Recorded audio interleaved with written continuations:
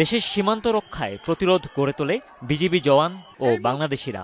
এ সময় হাতবোমা ও sound grenade নিক্ষেপ করে বিএসএফ, আহত হয় কয়েকজন বাংলাদেশি কৃষক। পদ্মাপাড়ের মানুষের কঠোর প্রতিরোধে পরে পিছু হটে বিএসএফ সদস্যসহ ভারতীয়রা। বিএসএফকে আজকে বাংলাদেশের জনগণ ধাওয়া দিয়েছে, কালকে এদের মুন্ডু কেটে রেখে দিবে। কালকে যদি বাংলাদেশ সীমান্তে ভুলবশত পাও দেয় তাহলে মুন্ডু কেটে রেখে দিবে। এখন পর্যন্ত তো শুধু অল্প কিছু জনগণ সেখানে গেছে।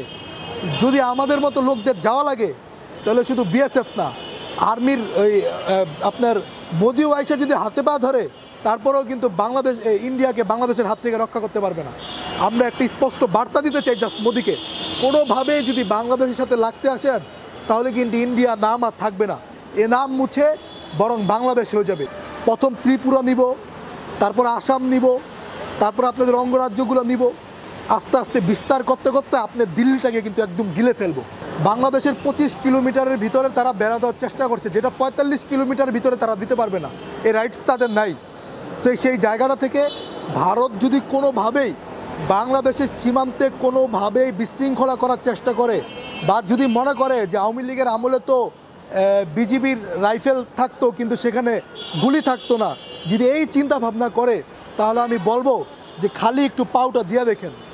আমাদের দেশের বিজিবিদের লাগবে না, আমাদের দেশের মানুষই টেরা দিয়া পিড়ে আপনাদেরকে মেরে ফেলবে।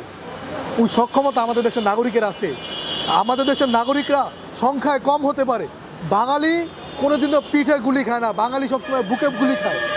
ভারতের মতো বাঙালি পিঠে গুলি খায় না, ভারতের আর্মিরা পিঠে গুলি খেয়ে মারা যায়। বাংলাদেশি কোনো আর্মির বা কোনো সাধারণ জনগণের পিঠে গুলি খেয়ে মারা যাওয়ার কোনো ইতিহাস নাই। বাঙালি সারা জীবন বুক পেতে দিয়েছে। সেই সময় 90,000 আর্মি, পাকিস্তানের সময় 95,000 আর্মি আমাদের বাঙালিদের সাথে পারে নাই 71 সালে। আর এখন 2024 সাল, আমাদের সংখ্যা কম হতে পারে, 2025 সাল সংখ্যায় আমরা অনেক কম মানুষ হতে পারি, কিন্তু আমাদের যে মনোবল এটা হয়তো ভারত জানে না যে বাঙালিরা যদি ঐক্যবদ্ধ হয় ভারতের মতো এরকম 2-4টা রাষ্ট্রকে উড়াই দিতে পারে বাংলাদেশ। এই সক্ষমতা বাংলাদেশের আছে। বাংলাদেশ যদি চায়, বাঙালি যদি চায়, পৃথিবীর যে কোনো রাষ্ট্রের সাথে তারা যুদ্ধ করতে সক্ষমতা অর্জন করতে। বাঙালি কোনোদিন অস্ত্রের ওপরে ভরসা করে থাকে না। বাঙালির মনোবল, বাঙালির বুদ্ধিমত্তা দিয়েই অনেক যুদ্ধ বিজয় অর্জন করেছে। পাকিস্তানের সময় আপনারা দেখবেন বাঙালির একজন মরেছে, পাকিস্তানের 20 জন সেনাকে নিয়ে মরেছে, সেটা বুদ্ধিমত্তার কারণে হয়েছে।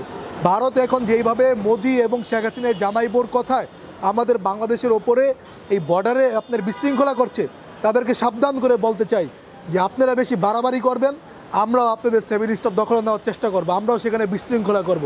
সো আপনারা দেখেছেন যে চট্টগ্রামের পেটের ভিতরে, অর্থাৎ চট্টগ্রামের পেটের ভিতরে হচ্ছে আপনার ভারতের ত্রিপুরা।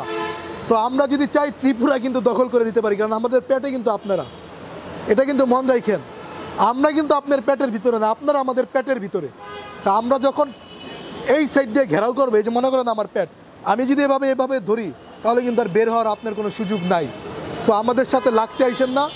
এই মোদি, কসাই মোদি খুব শীঘ্রই আপনারা দেখবেন এরও পতন হবে, হাসিনার মতো এই দেশ ছেড়ে পালাতে হবে, ভারত ছেড়ে পালাতে হবে।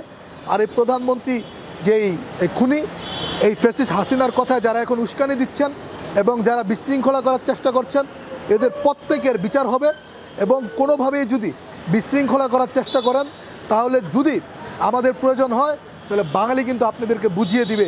বিএসএফকে আজকে বাংলাদেশের জনগণ ধাওয়া দিয়েছে, কালকে এদের মুন্ডু কেটে রেখে দিবে। কালকে যদি বাংলাদেশ সীমান্তে ভুলবশত পাও দেয় তাহলে মুন্ডু কেটে রেখে দিবে। এখন পর্যন্ত তো শুধু অল্প কিছু জনগণ সেখানে গেছে। যদি আমাদের মতো লোকদের যাওয়া লাগে তাহলে শুধু বিএসএফ না, আর্মির ওই আপনার মোদিও আইসা যদি হাতে পা ধরে তারপরেও কিন্তু বাংলাদেশ ইন্ডিয়াকে বাংলাদেশের হাত থেকে রক্ষা করতে পারবে না।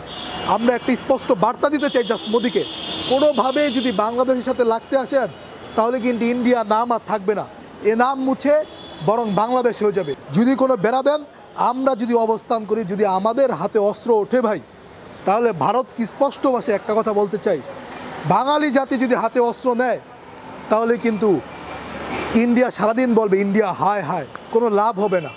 বাংলাদেশের অবস্থান পরিষ্কার করছি, কোনোভাবেই বাঙালি একজন মানে নাগরিকের ওপরে কোনোভাবে বাঙালির 45 কিলোমিটারের ভিতরে কোনো ব্যারাকেট দিবে, আমরা ভারত দখলে নিয়ে যাবো। এবং কীভাবে নিতে হয় সেটা আমরা তখন বুঝাবো।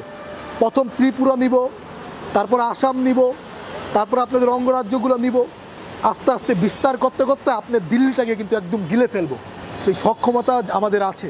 সো এইটা করতে দিয়েন না আমাদেরকে এই মানে রাগটা উঠায়েন না।